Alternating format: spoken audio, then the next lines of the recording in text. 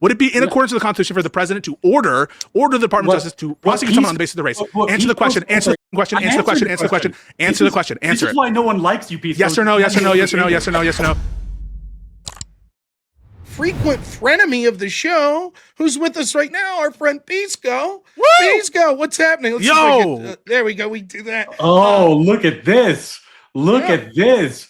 I mean, I don't know about you, Pisco, but I have been saying, I've been hearing rumors that the undercard is just going to steal the show on this debate. I feel like we're going to knock this one out of the park. This is good. This is going to be absolutely hype. It ain't gonna be a debate. It's gonna be a massacre because your shit is whack. It's so fucking whack. And to be honest with you, when I got the call from Dana, it was super, super fulfilling to me, who has worked so hard to bring mastery to another level. I don't think if there's anyone in the game who's better than me when it comes to debating these issues. And so I really do think that the people are gonna see what I'm capable of. And there ain't even going to be a fight. This is going to be just a beatdown. And so, yeah, that's what I'm looking forward to most of all. You think it's going to be that easy, Pisco? You think you're gonna walk all over me after I took the championship belt in our last debate? That shit was rigged. That shit was rigged. That shit was rigged. Oh, because you have some fucking bullshit judges who were rigged by Admiral Gibbs, who was probably drunk when he picked the fucking judges in that case. The deciding judge was Enemy Charlie, the girl who famously got into that argument with Andrew Wilson recently. You think she was rigged? You mean when she sniped Andrew Wilson and basically said something tangential? Right leaning, and she's been on my side all along. I don't think so, Pisco, but you know what? You'll have another chance.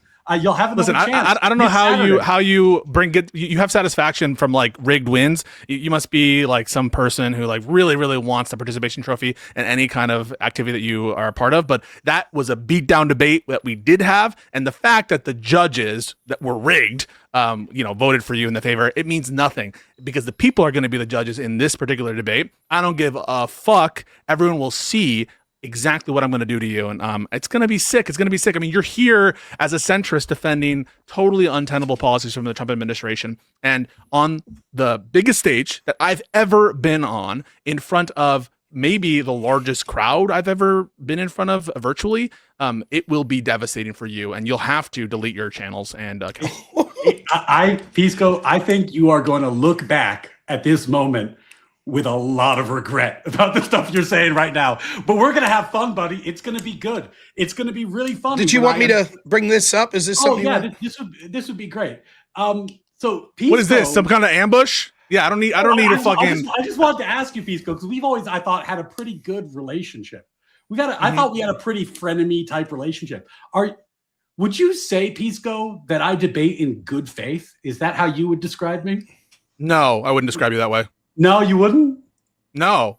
Yeah. So I mean, Rob, can we play this little clip? Yeah, this is Pisco, if you have anything you want to submit to, I'm happy to sit back and watch you. No, I have no doubt standing by my words. I'm going to do that. Like, this is just going to be very easy to just reiterate and just reemphasize, I'm sure, whatever it is that you're pointing at. Well, this is just for context.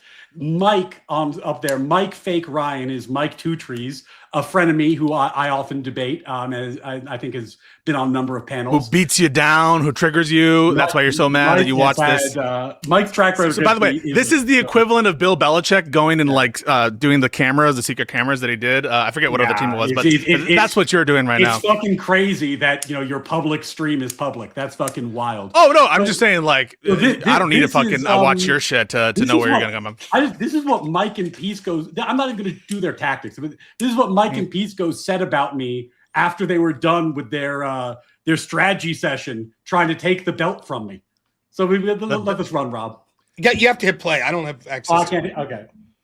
Turn on whether you're a citizen, because that is just the whole thing we're trying to define. Yeah. Wait. So is this debate like October 1st or January 10th? It's like in a week, dude. Oh, okay, just so Jan 10th. Okay, yeah, no, so that's coming up soon. If you want to prep more, if you want to, I can try and do a little bit more viewing of what Ryan's arguments might be, and maybe we can do another quick little mock debate. I'm just Wait a minute. Me just being nice, me being nice, me being nice, Bill and Belichick with the secret camera. just to be clear, hey, this is, you know what this is called? This is called, hey, you know what this is called? This is called me placating a loyal member of the community. I have no intention. I don't need to prepare. I don't need shit. No, what's amazing about this is that nice fucking screen pods, by the way. Are we good? Are we done with this clip? You didn't remember that Mike offered to go into my streams and find. Oh, I know. Wait, no. I know he offered that. I know he offered that. But I'm placating him. He's just he donates to the channel. He's just like a nice guy. And listen, I know that you don't have many fans, but I actually do want to have a good relationship with the people who come to my stream and who are contributors. And so I will sometimes say like, yeah, sure, yeah, send me a message. I'll definitely review whatever it is that you want to send me. And Rob, as someone who gets probably like similar, because he pulls views. I don't know. He does pull views, and people will send him shit. And sometimes you're like, yeah, I'll get to that. And that's what that is. But you trying to clip it out of that's bad faith, Ryan. That's bad faith. Oh, it's very bad faith for me to notice that you accuse me of a Bill Belichick spy ring while orchestrating a Bill Belichick spy ring with you. Mike, Literally, the fact that you're pulling that clip. Mike's a 3-foot watcher of mine. He's on my channel all the time. I'm humoring a fan. A fan. What you're doing is, you as a principal, as a debate opponent, you're going into the locker room and doing a little sneak peek as I'm talking to my fans. Yeah, that's what's happening. Yeah, that's what's happening. Listen, you know what? I actually, you know what? I just do want to say something, Ryan, because I have to confess, I am a bit of a hypocrite, because I am going to do a little bit of a, looking at your arguments in advance. I'm just going to read like whatever brief the Heritage Foundation has prepared for the Supreme Court, or like, the government's brief. And I'm sure that it'll just be the literal translation of what you're about to say on screen. Oh my God, Pisco, you got me. When we're talking about a Supreme Court case, I might look at what the best lawyers in the field had to say. The best lawyers from the Heritage Foundation, centrist Ryan, the best lawyers. Pisco, you won't say anything that appears in the briefs that oppose the Trump executive order, because surely I won't be copying it wholesale. Problem based on your I just know that the way that you do research for your position is you read the brief in favor of Trump's argument and you just say that. That's what I'm saying. I'm like, I don't do that. I kind of have a more principled view on what the Constitution should say, but you go into your research and you're like, how do I do my research? I'll just go to the Heritage Foundation or to the government's brief and I'll just say it. Now, listen, let me ask you both a question real quick, because the audience that's going to be voting is going to be like lay people. It's not going to be exclusively attorneys or anything. Are you more concerned with how the audience votes, or do you want to really win the argument for like the fellow streamer attorneys and people that are in the legal profession that are going to be watching it? You trying to embarrass each other in front of them? You're going to take their word more? I have an audience of one, Rob. I have an audience of one, which is Ryan. I want Ryan to know that he's cooked and that I know that he's cooked. He can say whatever he wants about the rigged judges and the other debate from Admiral Gibbs with the rigged judges, but he knew after that conversation, I fucking got him. And so the audience that I'm worried about, the only person that I care about is Ryan. Ryan knowing that he got demolished. So that's what I'm worried about. Unlike Pisco, I use my real name when talking on the internet. I have a legal reputation to defend. So yeah, I will be honest. It does matter to me that, people who are legally educated listen to what I have to say and go, oh yeah, he got that right. But that won't stop me from beating Pisco. It hasn't stopped me from beating Pisco in every debate we've had so far. I don't see why it would be an obstacle this time around. I just every debate so far with the disadvantage of having to defend a professional reputation. And, it doesn't hinder me because I know what I'm talking about. It's so funny, every debate so far, including the one that we most recently had about the American moral proposition, where you got I seem to recall that your position in that debate was something like, well, if it's written on my heart, I know it's objective morality, and that means that it's correct. And that's why, even though the framers had slaves, they were more adhering to the American moral proposition than, like, I don't know, the woke DEI people who want, I don't know, affirmative action. But that was the debate which you won, right? You won that debate? Well, my position was the Declaration of Independence is a moral statement of values for the country, and your position was fuck that. I know better than our founders. So yeah, I think I did pretty well. My position was fuck that. I know better than well. Yes. Listen, if that is. I challenge everyone to go into that conversation and define where I said fuck the framers. But this is the kind of tactics we're used to from Ryan. Is his distillations, unlike my distillations, are just made up in their like fairy tale land shit. And you know what? To be honest, he can have it, right? He can have all of the little fucking games that he's going to play. He can have the little side editorial comments, because I just care about being in his fucking head and him knowing that crushing feeling that the people who know that he just got fucking demolished on objective morality, can't even define it, doesn't know shit about the American moral proposition that he's just inventing as though it were some like concept that has a long pedigree. Yeah, it has, obviously, the American moral proposition. This is what I mean. This is why he lost that debate. It couldn't possibly have a long pedigree. It was only cited by Jefferson, Frederick Douglass, Abraham Lincoln, Martin Luther King Jr., all cited the same American moral proposition that I did, that Pisco suddenly thinks doesn't matter because he knows better. But that's how it goes. And the thing about Pisco is he's a lot of fun to debate. He does his yes or no thing. He gets all mad. He gets feisty. But at the end of the day, I don't know. He just hasn't won one yet. So maybe I should throw him one just for. Now the excuses come out. So the excuses come out. Experience of winning a debate, Pisco. That actually might be good. But so when you're seething in the comments, actually, I'll just win this one too, because it is kind of a big stage. Okay. Yeah, listen, it's a big stage where the best go to bang. I don't know what this guy fucking, what's this guy's name?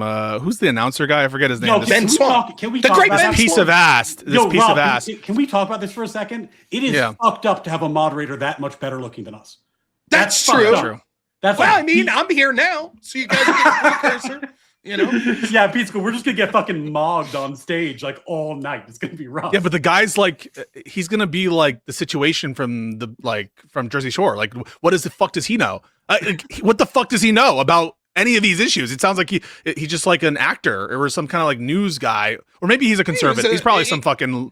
I'm gonna take the opposite. Ben Swan is a consummate professional and a mainstream media person who's done tons of work in the field. Now, as far as moderation, it shouldn't matter to you all whether or not he understands the argument as much as that he could proffer a fair debate to give both sides a point of view. So I hope no one's planning on setting up any excuses. Well, the moderator. Oh, I'm not setting up excuses. No, I want you to have all the advantages. I love the moderator. Listen. In the analyst desk is not Sarah, who, is the more liberal person, but I have critiqued her in recent, because of some of the debate performances. I was very nice to her most recent one, but I was kind of critical of the Tim Pool. So she might have an axe to grind. You have Gavin McInnes, who I met and I kind of yelled at it. So he has an axe to grind. And then you have Sam Tripoli, who I guess he's neutral, but not really. And well, so he might have an axe to grind. He's a comedian, and so if you're not very funny, he might have. And I've talked a little shit. I told him that he sounds like an Arkham Asylum goon, and he sounds yeah. So I'm fine with that. I want Ryan to have all the advantages, so that when the crushing defeat happens. I don't know Jared or Sam, but if you saw my last conversation with Not So Erudite, I think she probably has a bigger axe to grind with me than you. So I will just say this: I would say that the last interaction I had with Erudite, who I'm actually working with in this, she said I have bigger breasts than her.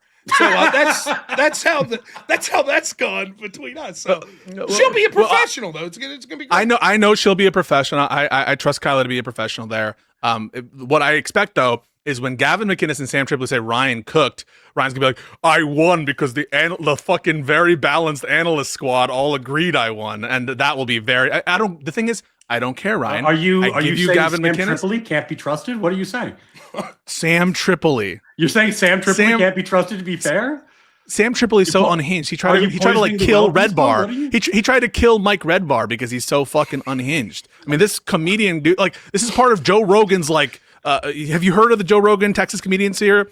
Like, these motherfuckers might as well be cultists, and you're asking whether or not he's going to be very objective in this legal debate. Yeah, I mean, like, this is the Pisco playbook. No, keep the rigged judges. Keep the rigged. No, I want you to have the rigged judges. They're not judges. They're commentators. No one's good. You know what we should do, Rob? We should just let Destiny judge the debate. That's the only thing that would make. I don't think he likes Pisco either. Wait, that would be great. Okay, let me think about what Destiny has said about me in the recent weeks. He said I'm bad faith piece of shit. The only reason I have some of these like debates with like Hutch and stuff is to appeal to tankies. And so, yeah, why don't we get another judge who is critical You know of me what and my Destiny takes on- said about me the last time I heard him talk about me? Oh wait, that's fair. I mean, like he really He called hates me you, a so, MAGA cocksucker, and then compared okay, I'll me give to you that Mr. one. Hey, And I'll then, give you that no, one. I'm not done. And then compared me to Mr. Girl. That was where Destiny went last time he talked about me. I'll give you that one. All right, this is. I'll give you the actual win. I'll do the concession. Even now, Destiny probably likes me better than he likes you. In all fairness, I would and imagine probably so. more than Rob too. Rob as well. That said, go ahead, Rob. Sorry. No, as a Pisco, I'm starting to see a pattern. It seems like people from both the left and the right have an axe to grind with you. What's going on? Well, it's because I'm a truth teller. I'm not just I don't just pander like Ryan does. All Ryan can do is like go under conservatives and be like, hey, man, these Democrats, am I right? And all he can do is learn to pander to like the MAGA because he wants to like, I don't know, bring them into the fold of his buddy Now, cult but in regarding American moral fairness- proposition. In fairness, though, Ryan's just starting out streaming, so who knows? Maybe Sam and Gavin will hate him too. You never know. It's possible. There's always room for another feud. But I will say, Pisco, I think maybe I get along with not Destiny, but some people better because I don't interrupt them in the middle of small talk to ask them yes or no questions. This is how Pisco orders a bagel. It's like, I'd like a bagel. They're like, would you like butter on that? It's like, yes or no? Yes or no? I want a bagel. Yes or no? Tell me, is it a bagel? And then he's like, why do people think negative of me? I have great social skills. I interact with people like a sane human being. You know, yeah, and interacting with people like a sane human being is what you do, Ryan, when you are perhaps the most arrogant fucking tight ass that's ever existed on the internet, and when you can't even concede the most basic propositions in your debates, such as what we had in the previous debate, where you couldn't even concede like literal words in front of you about the Declaration of Independence. So I'm sure that people find that very, they find it very takeable. The thing you'll find, Pisco, is that I am happy to concede points when they warrant concession.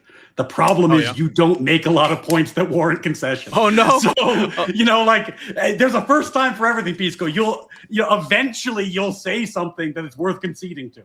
But today's not that day. I don't know what to tell you. So why do you enjoy debating with me so much, Ryan? If you think that I don't have anything of value to say, because unfortunately, Pisco, when it comes to legal topics, a lot of people on the internet don't know their ass from their goddamn elbow. And at least, and I will say this and give you your props, and this is why I'm excited about the debate, by the way. This is why I'm excited about the debate.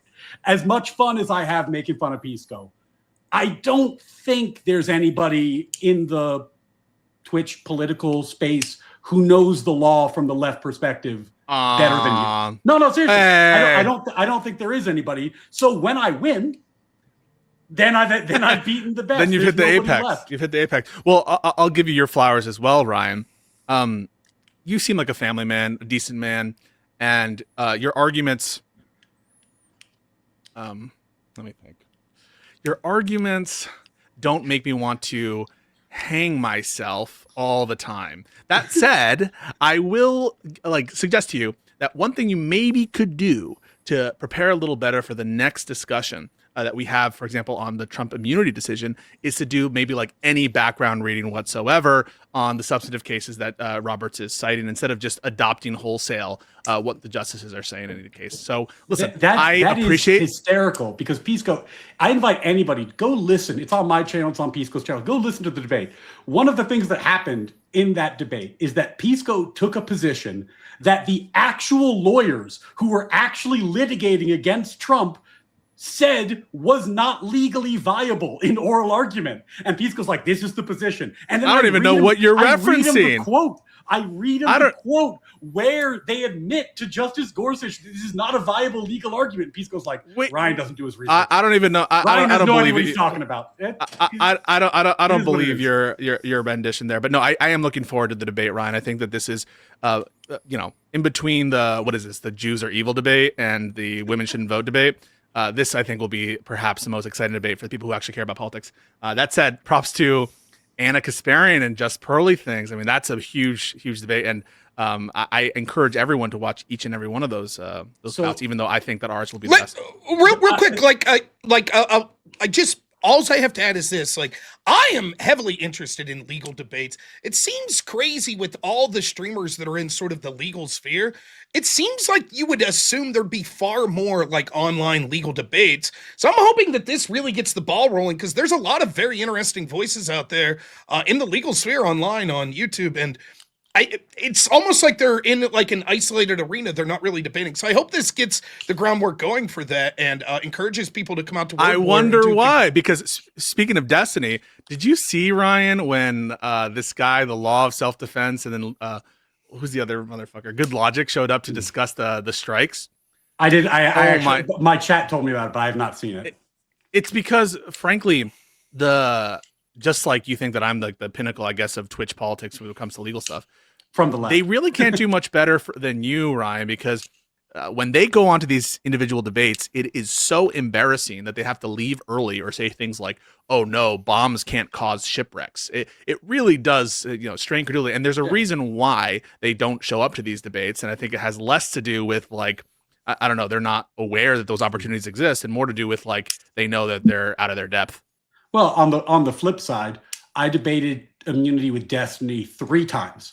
And in every conversation with Destiny started with, there's no constitutional basis for immunity, and ended with... And he was right. And he was right. No, and ended with admitting that there are certain areas where Congress has no power, which is, of course, the basis not for immunity. Which is, of course, so, not immunity. So you have this whole thing where words mean whatever you want them to mean. He started with, there's no basis for this, and ended up admitting the basis for it. The fact that his two fans are too stupid to put 2 and 2 together and realize that he lost. It's your false contention that immunity equals Congress not having authority over a domain. And the fact that you bandy that around as a win shows that you continue to stupidly conflate lack of legislative authority with immunity from criminal action. Yeah, because if Congress doesn't have the power to criminalize something, and it's specific to the president, they don't have the power to criminalize something as to the president,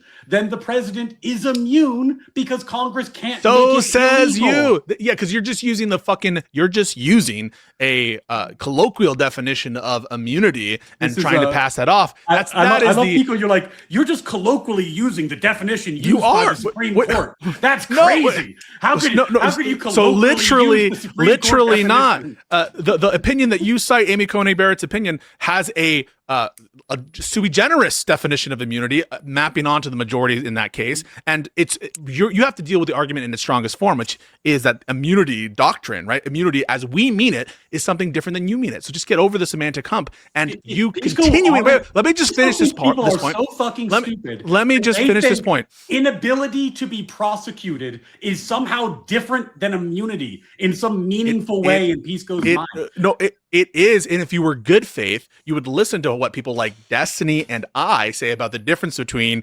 immunity and lack of legislative authority, and you would actually deal with it on its merit. But instead, what you do is you play this semantic game, which we don't, and try to conflate the two concepts that your interlocutors are using as though we believe that they're conflated, and bandy that around like a win. That's bad faith. That's bad faith. What you just did to Destiny is bad faith, because of course Destiny would grant that there are areas where there isn't legislative authority, but that doesn't mean that that's immunity on his view. And instead of using his view and adopting his frame to try to have it in its best form, you use bad faith and misconstrue what Destiny means in that concession and try to say that it's a win. Disgusting behavior. But let's look at what Pisco's saying for a second. Pisco's saying that I shouldn't call it immunity, but conceding that they don't have the power to make what the president did illegal. So they're different. Let's not call it immunity. Let's call it a cup of coffee. The president has a cup of coffee, and that cup of coffee prevents him from being charged with these crimes or prosecuted for them. No, but it doesn't, right? So call it whatever the fuck you want. So the big difference is that the difference in labeling also is a conceptual difference that bears on what the government is able to do. So the fact that there is a potential for there to be a room, not in the specific case, but just in general conceptually, where Congress can't legislate, doesn't mean that in the case at bar that they were in such an area as applied. And it would give the Department of Justice the ability to try to see and test whether or not their specific prosecution was in fact in one of those areas, as opposed to an immunity doctrine where as we had in the actual case, we couldn't even decide whether it was in an area where Congress has no legislative authority or et cetera, et cetera. It was just merely a blanket criminal saying that you're immune. Pisco has somehow believes that if Congress has no power to make something illegal, that the courts should entertain cases about that subject matter. Congress has no power; they're not allowed to do it. And that's your presumption. Congress has no power to do this, but we should probably let the case play out. Hang on. Let's see how it goes. There's no contradiction there, Ryan. There's no contradiction at all. I have not conceded that Congress doesn't have legislative authority to prevent or to affect the president in the exercise of his. Can we play the tape back? Wasn't your point just a second ago that there was a difference between Congress lacking authority and immunity? Yes. With the implication being that So sneaky motherfucker. So no, I didn't. Just because I say that there is such thing as a possibility for a particular power or use of a power to be absent any kind of legislative authority doesn't mean that in the specific Jack Smith indictment that what happened there was one of those cases. So another bad faith tactic. Just because I grant the concept that there is such a thing. Immunity in general, Pisco. Not with respect to the specific Jack Smith indictment. I never once conceded that I thought Congress didn't have legislative authority in that specific area. Okay. I of course think they do. So another bad faith bullshit. I want to test your theory because you say you don't. Yeah, go for it. Gotten into it. Let's test the theory. Go for it. The pardon power, where we both agree, surely Congress has no power to regulate, right? Not in every respect. No, I think with respect to, for example, bribery schemes where pardons are at the center of what's going on, Congress can regulate pardons. Congress can regulate pardons insofar as include as part of a potential criminal indictment for bribery the official act of a pardon as part of the scope of what's going on there. So no, I don't grant that Congress can. But no Congress respect could not pass a law that says the president cannot do pardons on Wednesday. You would agree with that? So as such, that law, I think you would. And if they passed such a law and somebody tried to prosecute the president for it, that law could not be applied to the president, correct? That law specifically, yes, on its face would be unconstitutional. And would he be immune? But that's not true because that's not immunity under this law. No, because that's not immunity. No, because it's not immunity. So I answered that. Wait. I didn't answer it. No, because it's not immunity. I don't give a fuck if you call it immunity, you call it a cup of coffee, you call it whatever. Yeah, but there's a difference. That's the point that I think. But there's a difference. There's a difference. When you have a situation where Congress lacks the power to make something criminal. Obviously, that's not immunity. Find the definition of immunity. So what Ryan can't do. Illegal for Congress what Ryan can't do is provide you a definition of immunity that contains that. He can't do it. He can't go to Black's Law Dictionary. He can't go to the common law definition of immunity and say that anytime there's a separation of powers challenge that invalidates a particular law or a particular action, that constitutes immunity. It's preposterous because it's not the definition of immunity. It's the sui generis version of immunity that was used by the Supreme Court, in which he's conflating with normal separation of powers challenges. It's a distinction without a difference that Pisco makes a mountain out of. No, I am telling you that there's a difference. Completely irrelevant. Here's the difference. Here's the difference. Amy Coney Barrett spelled this out. It's here.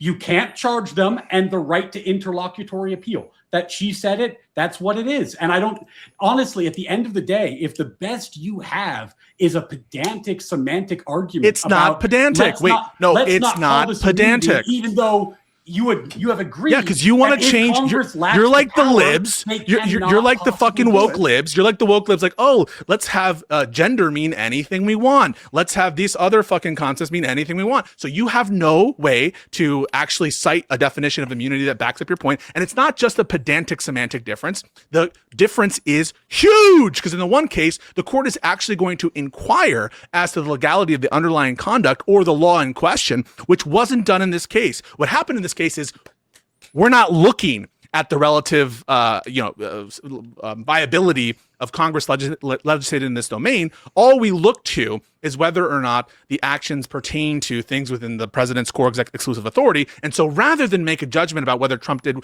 what he did was legal or whether Congress could, if it wanted to, regulate that conduct, they passed the buck and said, we're not even going to look at that. That's a massive, massive difference, which Ryan wants to, of course, evade because he knows he's wrong on whether it is the president's preclusive and exclusive powers is the inquiry into whether Congress had the right to regulate there. Because if in the it's not. preclusive and exclusive powers, preclusive and exclusive. No, it's not.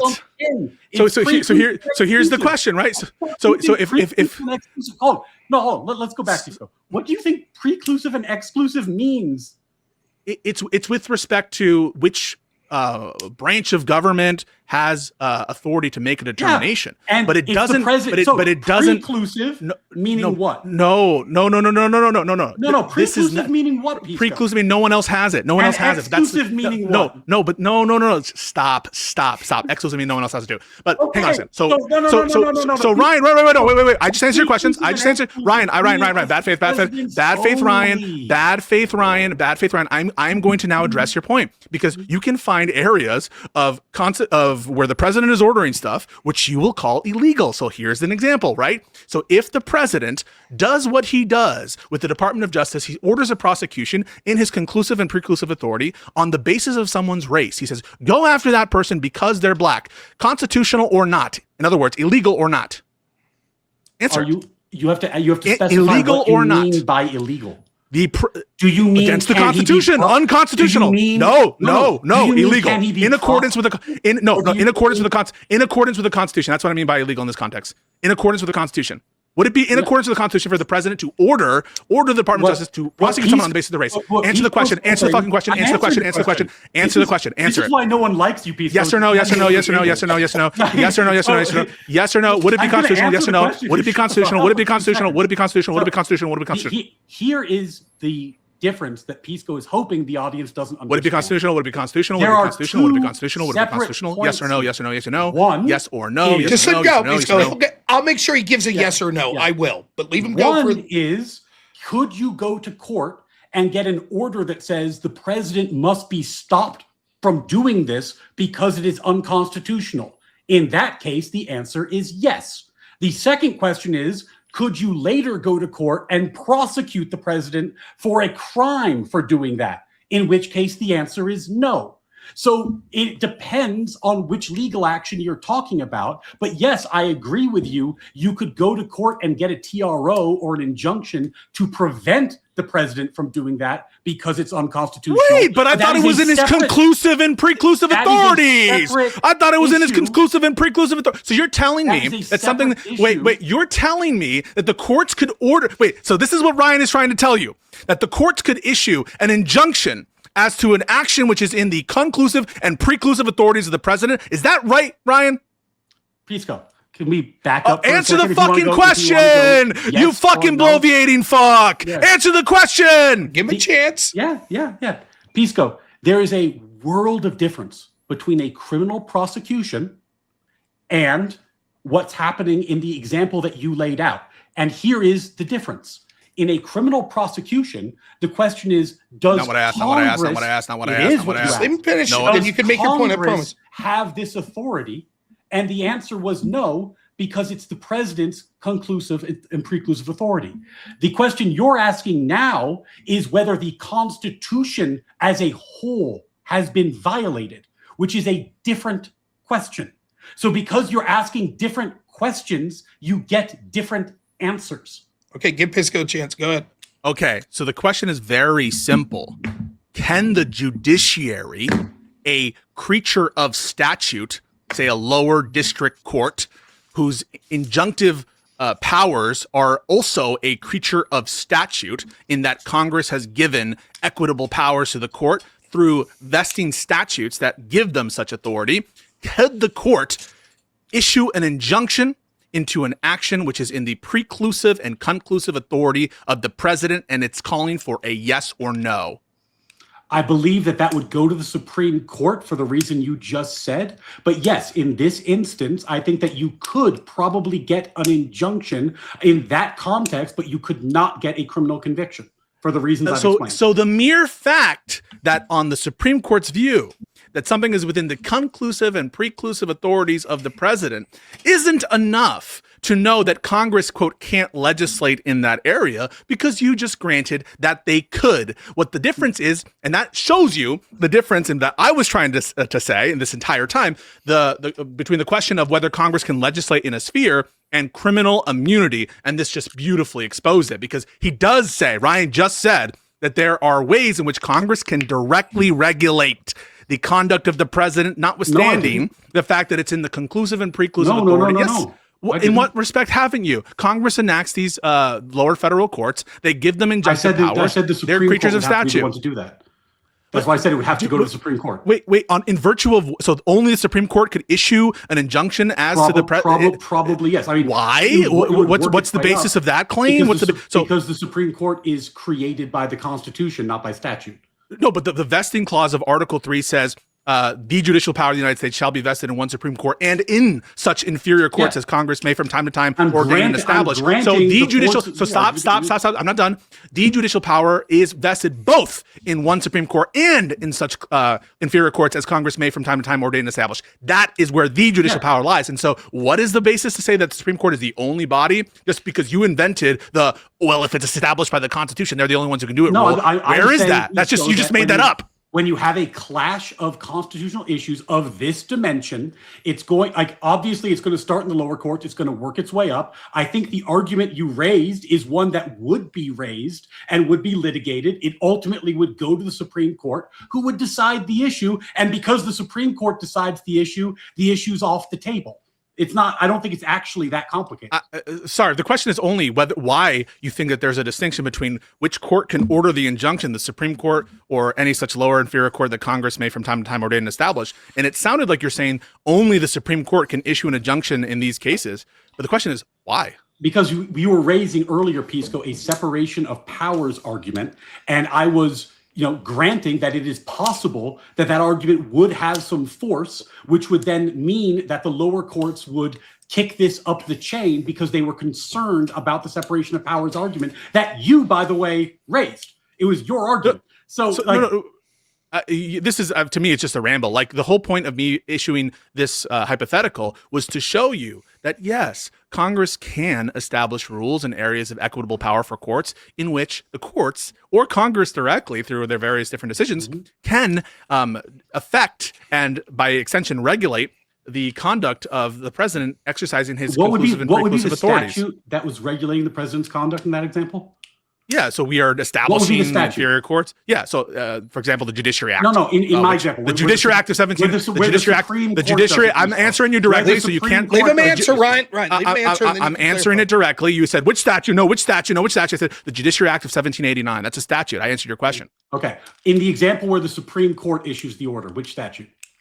The statutes granting the Supreme Court the power to make, I don't know the specific statutes that sit here, but there are grants of Supreme Court injunctive power. They are. Do you deny that? Do you deny that? Do you deny that? Do you deny that? Do you deny that? I know you like trying to turn this around. Do you deny that? The issue that Pisco is trying to gloss over here is that the problem with the criminal prosecution is that Congress passes a law that criminalizes the president's behavior and they lack the power to do it. In the example where the Supreme Court relies on its own constitutional authority, we have a very different fact pattern. It's a completely different constitutional I thought it was issue. conclusive and preclusive. Now, wait. I'm going to do what you did. What does exclusive mean, Pisco? What does preclusive mean, Pisco? Oh, so now the court isn't, now they're sharing discretion over the executive. I thought you said preclusive, exclusive, conclusive. Pause. Can you define, for those of us that aren't attorneys, preclusive and conclusive? So my understanding, do you want me to do it or Brian? Either one, ahead, because there's someone sitting here listening. And understand this too at Word War. Just remember, you two are attorneys, so you have a different vocabulary than us. So that's all I'm saying. Yeah, so by the way, just since we're having a pause in the fire, Pisco, what's your timing? Rob, what's your timing? I'm here all night. For today for today, obviously. I'm just chilling, bro. I'm just chilling like a villain. I'm good till 10, but I just want to make sure. Oh, sick.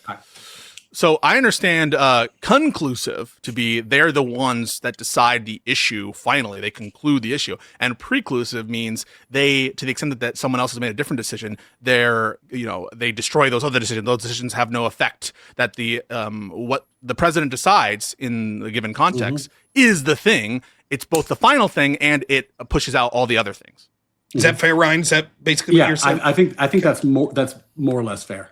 And if we're going to back up and try to take a second and explain some legal niceties that I think we've been glossing over. One of the big differences in these examples is in the situation where someone goes to court and asks for, the president's doing something illegal, please make him stop. They're not actually suing the president almost ever. What they'd be doing in this case is they'd be asking the attorney general to be stopped from doing something. The attorney general's doing something illegal, not the president. And they would then ask for injunctive relief to prevent the attorney general from violating the Constitution. That is very different than saying that the president violated a specific law passed by Congress that Congress lacked the authority to pass. Don't you believe in the unitary executive, Ryan? Ryan, don't you believe in the unitary executive? Constitutional issue. Wait a second. Don't you believe in the unitary executive? Unconstitutional. Wait. I thought you believed in the unitary executive theory, Ryan. The president is the unitary executive, not the attorney general. So in what respect? So I thought that the entirety of the executive power of the United States was vested in a president, a singular president. And so in what respect, to the extent that the attorney general is using executive authority, how is it different in kind from what the president is exercising?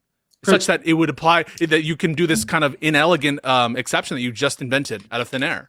Pisco, do you seriously think that unitary executive theory means that there's no situation in which any other branch can ever contradict the president or say he's breaking the law or violating the Constitution? Is that what are you talking about? Did I say no? Did I say that? I have no idea what you're talking about, which is why no. What I'm saying is from a theory of.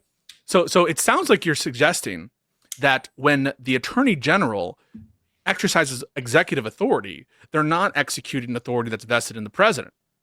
They're not executing all the authority. No, they're just part of it. Is there any part of what they're exercising that isn't ultimately derived from the president's executive vesting clause? The attorney general, unlikely. It's probably executive function. Depends on the fact pattern. You understand the issue here, right? Once you're okay with subdividing the executive power into lower branch officials and saying, oh, well, this proximity away from the president means that, we can start, having congressional input into what's happening. You're really now scraping the bottom of the barrel of what this immunity decision is going to look like. So now, as long as we tailor the statutes to be sort of targeted towards the lower executive branch officials, we can absolutely regulate the president's conduct just through those lower branch officials. Okay, the president ordering an investigation, that can't be criminally touched, but the attorney general executing what the president is saying from a determination that they just issued like an order to the attorney general, we can go after the attorney general. And so by subdividing you're changing the hypothetical. You're making a hash out of the doctrine. No, the doctrine doesn't make any sense. You're changing the hypothetical.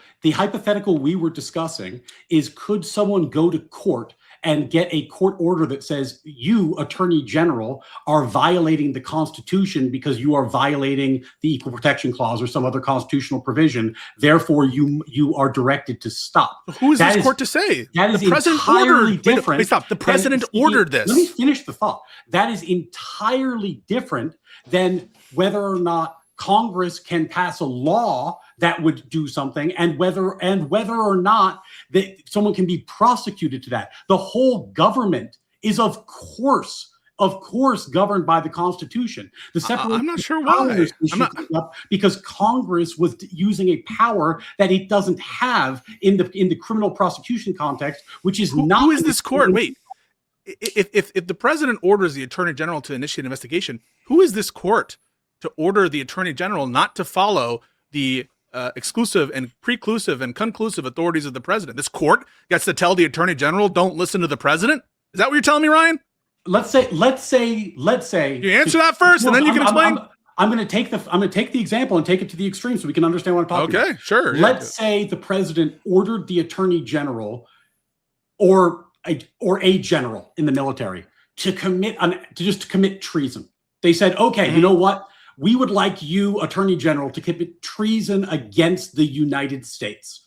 The idea that there is, and we've talked about this at length because you know my views on this, the idea that the structure of the Constitution would prevent the government from defending itself against a constitutionally defined crime isn't the same thing as saying that whether Congress can pass some mere policy talking about issue. a constitutionally defined crime. This is your way to get out of it. I didn't speak of treason. Let me ask each of you a question here, Pisco. Like, in discussions I've had with you in the past, you've made it very clear that just because something is illegal doesn't mean that someone could be criminally prosecuted. For example, Correct. you could illegally spy on the president, but that doesn't mean that any of the people that did that. Correct. It's good. So given that, it seems that Ryan seems to be making a compelling argument. If the definition of immunity is cannot prosecute, that you would be able to say, yes, there's injunctive relief to say that a president could do things that are unconstitutional, but that does not mean that you could criminally charge him. If you already accept that there's times we could say something's illegal, but it doesn't result in criminal prosecution, why would that be different here? Rob, it's a beautiful rendition of what you just said. I agree with almost like entirely, that there is a difference between immunity from criminal prosecution and saying that Congress can't legislate in a given area. That's what I've been trying to say, Rob. The whole time I'm trying to say that when Ryan claims by virtue of the fact that Congress can't legislate in a given place, that equals criminal immunity, that you just explained why that's not the case. Because just because you can't indict a president over something doesn't mean that Congress can't legislate with respect to it. And so they're not the same thing. And so when he accuses Destiny of conceding this major win to him just by intentionally misunderstanding what Destiny was saying, it obviously is a bad faith move. And he knows it. That's why he's smiling. So beautiful, Rob. You just explained it. Yes. Well, No, I'll give you a chance to respond. Go ahead, Ryan. Then I have a question for you as well. No, I mean, I think, as we're running up on the end here, like, I think that the issue here is so simple that it would take a lawyer to overcomplicate it. If Congress doesn't have the power to make something criminal, then you can't prosecute that as a crime. Congress doesn't have the power to make certain things the president does criminal, so they can't be prosecuted for those crimes. Call it immunity, call it whatever the fuck you want. The outcome is the same. That is very, very different. It's not the same. From saying, can you, on the basis not of a statute passed by Congress, but on the basis of the Constitution itself, ask that a branch of the government be stopped from violating the Constitution itself, not some law, the actual Constitution. These are very different questions. I understand it's convenient for Pisco to conflate them, but they're very different questions, which is why they received different. Only one side's conflating here, Ryan. Let me ask you a question then, Ryan. This is a two-parter. First off, can you envision an action where the Attorney General carrying out an order from the President of the United States could be criminally prosecuted for carrying out that order? Yes, that's the treason example I just gave. Okay, so if you believe in unitary executive theory, Yep. and it's just that the Attorney General is basically just an underling of the unitary executive, wouldn't that by default be saying that Attorney General should be covered under that unitary executive Correct. theory? And if there is true presidential immunity, the Attorney General also shouldn't be allowed to be prosecuted? Beautiful. Yes. Well, in the example that I just gave, and by the way, I just want to be totally clear about what I'm doing here, because typically I say what the court said and try to use their points. This is beyond the court's ruling. This is like a Ryan Mullally gloss on things. So understand that I'm kind of like off on my own here. But the court didn't decide any of this because none of this was before the court, right? My view personally is that, yes, they everything they said was right because separation of powers dictated the outcome in that case. However, treason is a constitutionally defined crime. It is the only constitutionally defined crime. So if someone is committing treason, they are by definition stepping outside of their role, no matter what that role is. You cannot both be the executive and commit treason. Yeah, but it's against the Constitution. Wait, it's against the incompatible. Constitution. It's against the Constitution to steal an election or to conspire to do so. It's unconstitutional. In the same way that treason defines, the crime of, the Constitution defines the crime of treason. The Constitution prevents the president from trying to steal an election. One of the theories that wasn't the question. The question was, is it unconstitutional for the president to direct his subordinates to investigate potential election crime? That was the question before the court. The way that you frame it, right? The way that you frame it does all the work for you. So yeah, you're framing it in the way that Trump would want you to frame it. But the better way to frame it, just like in the example, because I'll provide you one, because you've already said it would be illegal. is, let's say that the administration were prosecuting someone because they were Jewish. Mm-hmm. Could Congress criminalize that? No, No, they couldn't criminalize it, notwithstanding the fact that it's illegal, correct? they could not criminalize it. No. Even though it's illegal, right? Yeah. Okay, so that goes to show you that it's different things. That just because something is in the conclusive, according to the court and according to you, and preclusive authorities of the president doesn't mean that he's the last word on what is legal and what is not. And we're able, in fact, to cover. That is to say, the immunity doctrine covers more than merely what's in the president's authorities. It covers things that the president could do that would be illegal. Of course, an immunity doctrine that only covered legal things would be absurd. The point you're making now is like trivially true. Of course, any immunity doctrine protects illegal activity. What the fuck else would it protect? If the thing you were doing weren't a crime, it wouldn't require. So why does the president? So why do we give immunity for things that the president doesn't have authority to do? Because he had authority to do this. No, he wouldn't have authority to order investigation on the basis of someone being Jewish, right? You agree with that? He wouldn't have the authority. I think he probably would have the authority to do that. He would. So you think the president has the authority to? No, I think you think the president would have the authority. He could be enjoined, but I don't think it's outside the scope of his authority. Wait, he would be enjoined. Why would he be enjoined? Because he can't order it, right? He doesn't have the power to do it, right? So it shows you, right? It proves you that the immunity doctrine not only is covering things that are within the president's authority, but also things that are outside. Well, if what you're saying is, Pisco, could in a future case, which was not before the court, so is not part of this immunity decision, in a future case, would it be correct if the court said we can in fact prosecute presidents for things that are constitutional violations, not statutory violations? I would agree with you. That was my treason point. That's one of the arguments of the Jack Smith indictment, was this was a conspiracy against rights. That's one of the conspiracies. A conspiracy against rights is a statutory offense. No, but it's Section 1983, Pisco. No, it is a statute. No, Pisco. Obviously, Pisco. but so is treason is a statutory offense. I honestly, dude, I hate to do this to you because I know it's your move.